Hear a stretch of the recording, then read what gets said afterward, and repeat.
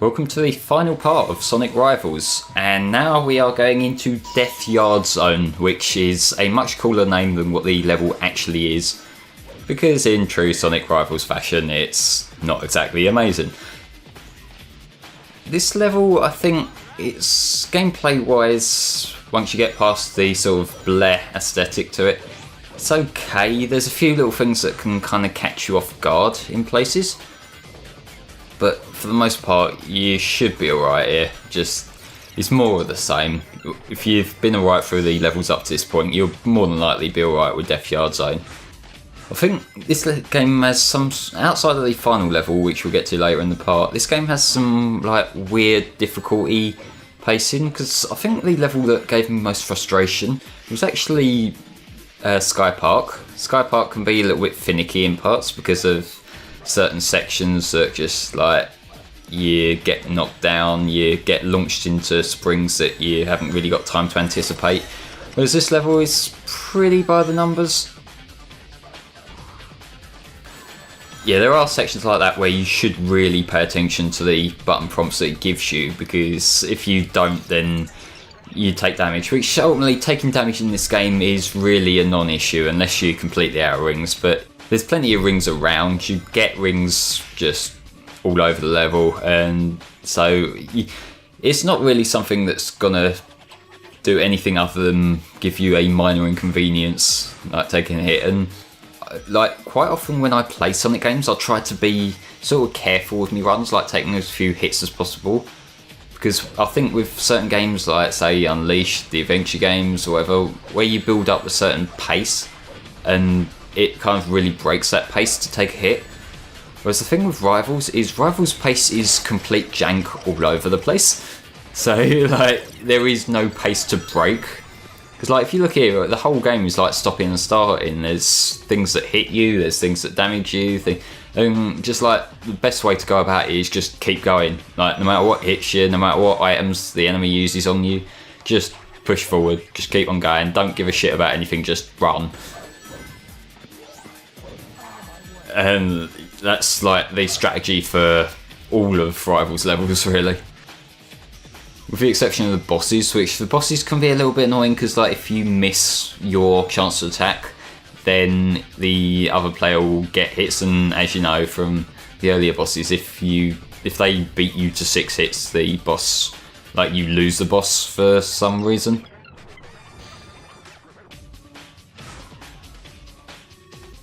Yeah, something I haven't really got into in this playthrough yet is the voice acting. Because the voice acting is very minimal, as you saw in the cutscenes. You just get the occasional little sound bite from the characters as opposed to spoken dialogue. But those particular sound bites are provided by the 4Kids cast, who were first brought in for Sonic X, and in terms of the games, they first showed up in Shadow the Hedgehog. That means that we've got Jason Griffith playing Sonic and Shadow, we've got Dan Green as Knuckles, and we have Pete Capella as Silver. And Pete Capella, I'm pretty sure that was the same guy who voiced Silver in 06, and that particular voice acting is quite infamous, because if you've ever heard the "it's no use" line that people love to bring up, it's really awkward, and I don't actually place the blame for that on Pete Capella himself. Because from my understanding, the voice direction in 06 was like all over the place. As in, the voice directors didn't really know what they were doing. They just sort of had the script and just sort of supplied that to the voice actors and called it a day, which you can't really do with voice acting, because the voice actors sort of need a little bit more context of what they're doing, I would imagine. Because there's different ways of delivering lines depending on like the emotion the character's showing at the time. Like the particular meanings of different words can be different. Like there's lots of variables that can affect whether voice acting comes in right or whether voice acting comes in sounding a bit off. And that's why you sometimes get like voice acting recording sessions now where instead of just recording everyone's lines individually like a lot of older dubs used to do, you would get all the voice actors together either in person or in like a group call or something, and just having them talking to one another as their characters. and that just makes it feel a lot more dynamic and involved. Like these characters were actually having a conversation with each other, rather than just, you know, like record this line, then we record this other line a week later with the other actor. It just makes it so much smoother.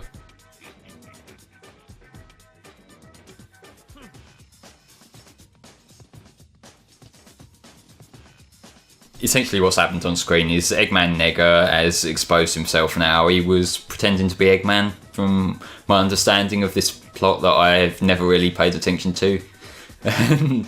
Essentially he is my original character of Eggman. He's Eggman with a black jacket rather than a red jacket. But like with Sky Park, this level also has a race with Metal Sonic, as you can see here. And I think Metal Sonic, the gimmick of racing him isn't here now, it just feels like another race. And this level does actually have a boss after this race, so yeah, like there's more there's more to it. It's not just another Sky Park deal where we get a race with Metal Sonic instead of a boss. This game is weirdly inconsistent like that.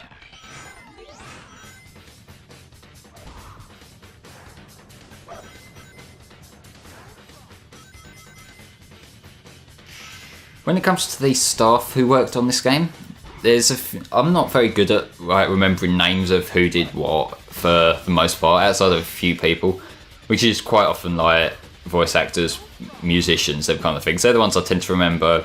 Programmers, directors, not so much, although this game, the project director was Iizuka, who I think we all know Iizuka. He's been director for quite a long time in Sonic. The project associate producer is someone called Keith Palmer, who I don't recognise the name. That doesn't mean anything because, like I say, I don't remember names, but I don't recognise that.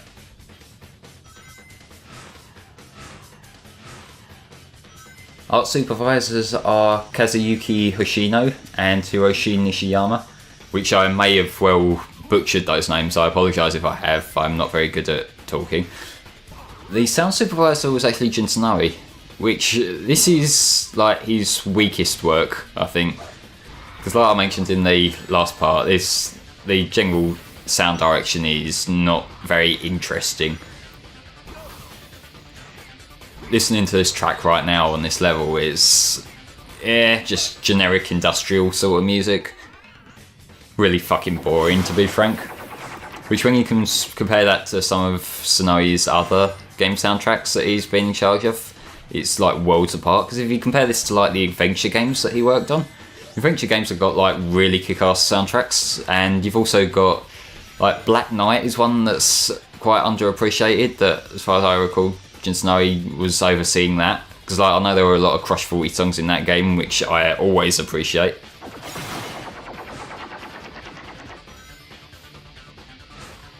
I don't know whether this game could have done with like a vocal thing. Like Sonic Rivals 2 has Race to Win, which is a fantastically cheesy song that is amazing, and I love Race to Win. This game just doesn't have anything like that. There's the first level theme, I think, is like considered the overall theme of this game, which, as far as I recall, Bentley Jones worked on that.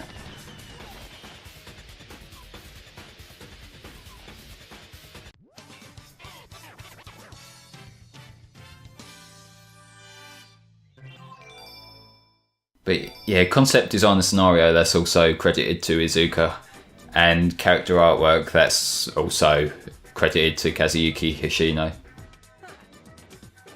We need our lead in to the boss fight, because Metal Sonic is also going to show up in the boss fight. He doesn't actually pose any degree of threat, he's just sort of there. Like, you'll see in a minute when we get all this crap out of the way. All this, I mean, I don't mean crap, I mean perfectly fascinating reading material. But yeah, Metal Sonic's just there, he's in the way.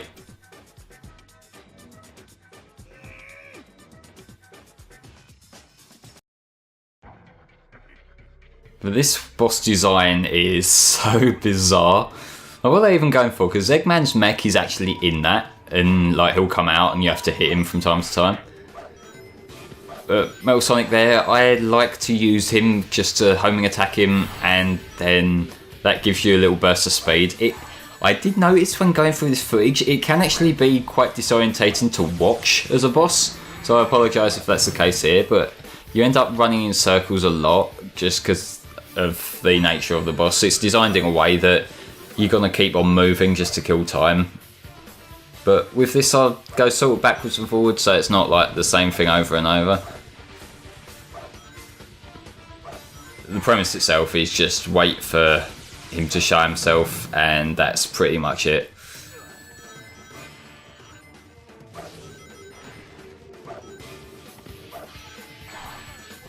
Metal Sonic, he doesn't actually have a health bar of his own, he's just a thing to help you build up speed. I think it would have been kind of interesting, I guess, if this was a thing where Metal Sonic was part of the boss, like if it was a phase thing where you fight Metal Sonic and then hitting Metal Sonic causes Eggman to come out or something like that. That would make it a little bit more interesting, as long as it doesn't end up like the Sonic boss in Shadow the Hedgehog. Because Sonic and Diablon is so fucking boring. I get what they were going for. I think it's quite interesting having the idea of having a boss where Sonic's assisting Gun. But it's just so executed so poorly. I've had runs of Sonic and Diablon before where I've wasted so much time. And in a way it does make me wish that game just had like a boss fight directly against Sonic. That's sort of like maybe the end of Sonic Adventure 2's main stories thing. I mentioned in an earlier part where you just got Sonic and Shadow sort of racing as they're fighting. That was a cool boss. Like, that's the sort of thing I think Shadow the Hedgehog should have had somewhere in there. Like, not the main overall boss or anything, because the main plot of that game was revolving more around Black Doom than Sonic, but given Shadow and Sonic are the characters that counter each other, I think it could have been like an interesting Shadow match. But yeah, this boss is still ongoing. We've got one more hit left, then we can move on to something else. It's a boss that outstays its welcome a little bit, I think. But that does happen with quite a few of these bosses, particularly if the other character sort of beats you to a couple of the hits. I think it just drags a bit.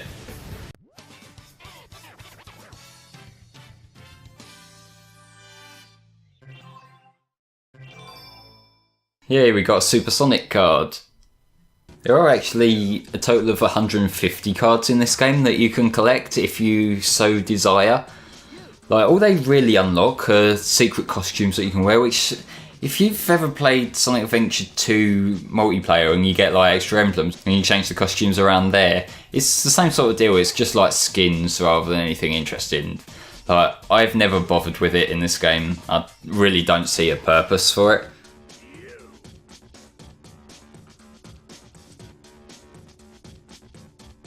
Sonic Rivals isn't a game that compels me to put more and more time into unlocking stuff. It's a game that compels me to finish it and call it a day. Which, that's not necessarily a bad thing in games. Like, I am the kind of player, when I play a game, I tend to be a start at the beginning, play through the story, and then that's me done. I get the appeal of having extra unlockables. It's for if you like the gameplay, and if the game's particularly replayable in itself, that kind of makes it fun. Like, if you unlock more stuff from redoing levels, maybe extra missions and stuff, that's the kind of replayability that I'm cool with. But when it's just redo things, collect all the cards, and I believe the cards they give you are randomly generated too, so it's not like a case of, alright, you know, go to, say, Sky Park Act 1, do it in less than a certain time and you'll get a Knuckles card or something like that. It's just a case of keep on redoing things and you get a different card each time. At least to my understanding anyway. There's nothing really compelling you to want to complete your card collection. Though there is one card that's quite fascinating to me, and that's the Maria card. Because if you've ever played Shadow the Hedgehog, you will know there's one scene during a flashback where you see Maria Robotnik getting shot by gun soldiers. And they don't actually show the violence, but they show Maria sort of falling down after she's taken the hit. That's the shot they use for Maria's card in this game. Like, her falling after she's been shot. Like, guys, really? I take it you probably just found a random screenshot from Shadow of Maria and thought, yeah, we'll use that, but you might have wanted to look into that a little bit more closely. It seems a little bit insensitive to use someone's death on a trading card, don't know. Like, maybe there's some subversion to this that I'm not aware of, but it's not exactly tasteful. But now we move on to the final couple of levels of this game, and this is called Meteor Base Zone. And the gimmick here, or shall I say the lack of gimmick here, is that these levels aren't races. These are actually cooperative levels where you team up with another character, and you're not explicitly doing anything really with the other character. It's just as you get to key sections in the level, the character that you've been partnered up with in particular will show up. There'll be like a mini cutscene and they'll open a door or move something out of the way or help fling you forward or something like that. It's an interesting little sentiment for the story, but really it just sort of kills the pace. Like you see here with Shadow using his chaos control to open the door. We could have done that, like he could have done that on screen as we were approaching the door rather than stopping the whole game, playing the cutscene, then moving back on. Nevertheless, it's not really too offensive. Although these levels are ones where there's a lot of things that can sort of kill you. So if you're like me and you're going for a no death run of the game, then be prepared to restart this level, and in particular the final level, a hell of a lot. Because there's things where like hitting the wrong button during the dash prompts can fire you into a bottomless pit. Little things like that yeah. Either that or things that are just like leave really awkward runs like that. A spring that fires you back where you came. No, that's something that's always annoyed me. They did that a fair bit in the classic games as well. And like you bump into a spring and then it fire you back, and no. Well, that's not even an explicit dick move. That's just to try to annoy you move. That's not even challenge. It's just in your way. I'm not sure what I'd make of the art style of this level actually, like the use of colour in particular. It's got some very harsh reds with some turquoise in the base, and they really don't complement each other at all. Like you saw the transition there as we came out of the turquoisey base into the red, like it's meant to be out of space or something I assume, but it clashes. And even then when you see the moon in the background contrasting with the red, it's just, it looks rough. Again, I'll say I'm not sure what to make of it, because like I get what they're going for in the distinct. The grey works better than the turquoise, so I'll put it that way. But we're now approaching the end of the first act of this. And it's nice to like, give you this section at the end just to build up a little bit of speed before you just wrap up.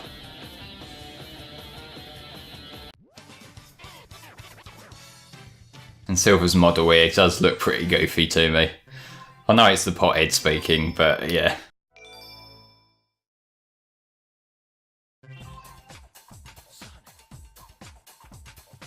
These cutscenes here, because the characters sort of switch around who's partnering up with who in both of the acts, they're just here to kind of introduce you to the character that you're now going to partner with, who was a rival in an earlier mission.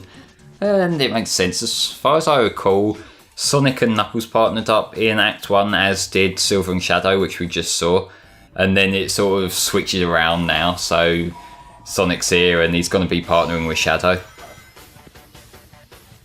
It's like, in this run, because of how I cut it, Shadow's going to be helping out both our characters, which, Shadow, you're a bro, thanks for that mate, it really helped us out here.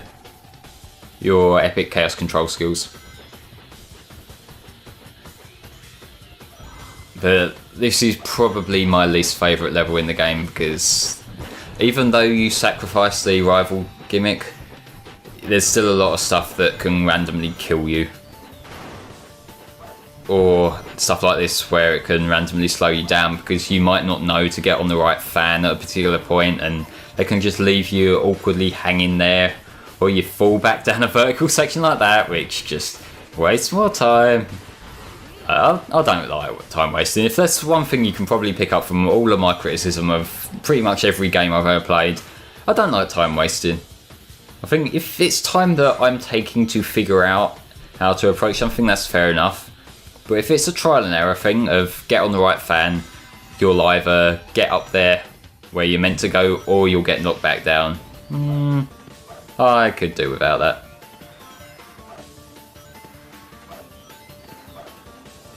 And they randomly bring in this teleporter mechanic in Meteor base. It's there.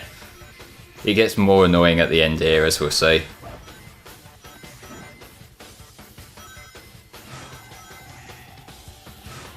Yeah, that's the other thing. We run past an egg pawn here. The enemies here are mostly Sonic Heroes inspired.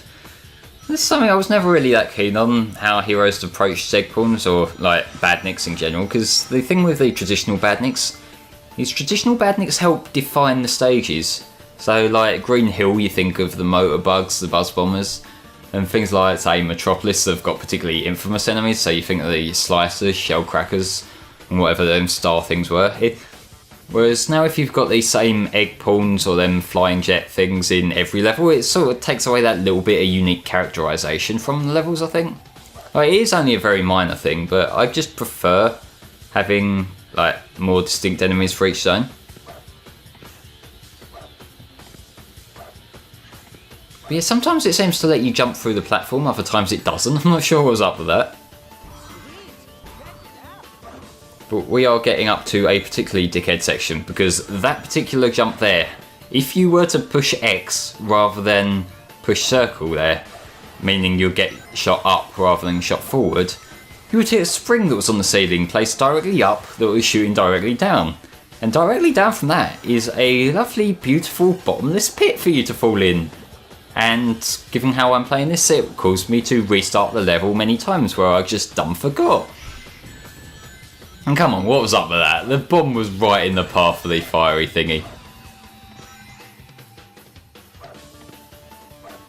So, you know, it sounds like I'm absolutely ripping the shit out of this game. It's, as I've said before, it's not unplayable bad, it's just really underwhelming. So if you're the kind of person who's got a little bit more motivation for things than I have, you might well have a bit of fun with this game.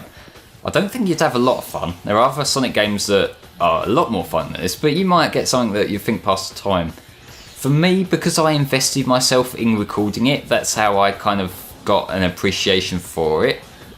But I think if I were just to like play this like on my PSP while I was waiting around or on the bus or something, I probably wouldn't care much for it. But that is the Meteor base zone out of the way. We've just got one more boss coming up once we've had our obligatory cutscene crawl.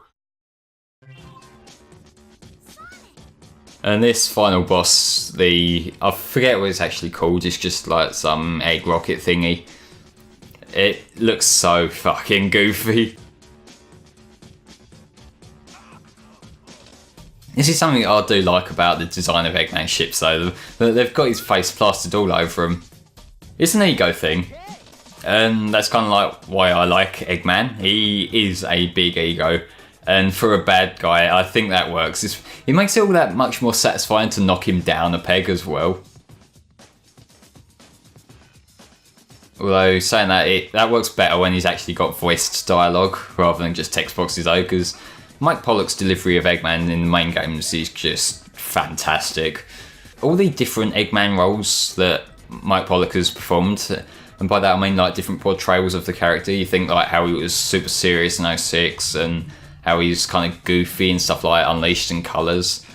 It's just a like really good performance either way, whichever particular direction the game in question takes him in.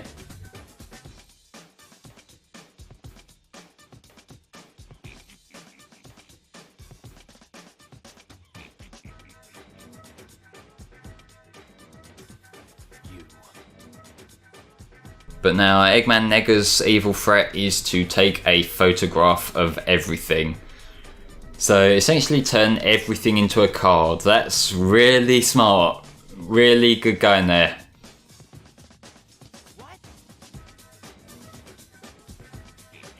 And given Eggman Nega's the one from the future in this particular iteration, why does he want to do this? There might be a motive I've missed, but it seems like really dumb. Like a really dumb way of sorting out problems with the future. Just, you know, like trap everything in a card, that will be the problem sorted.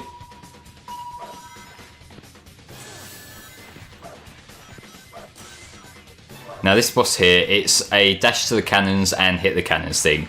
You will notice I am being incredibly reckless here. And that is actually my strategy here. Just keep on going right, no matter what hits you, no matter where Metal Sonic is, because Metal Sonic's not actually a threat here, he just sort of gets in the way again. Just go to the end, jump on the cannon. You'll get there eventually, no matter how much stuff hits you, freezes you, zaps you. It doesn't matter, you can just keep on going and you'll win eventually. Like, granted, I probably could have been a bit more careful with some of these sections here, like the ice sections, but really it doesn't slow you down that much to get hit by ice, it just pauses you for like a second, so I think, fuck it, why would I try when I can just sort of dash right?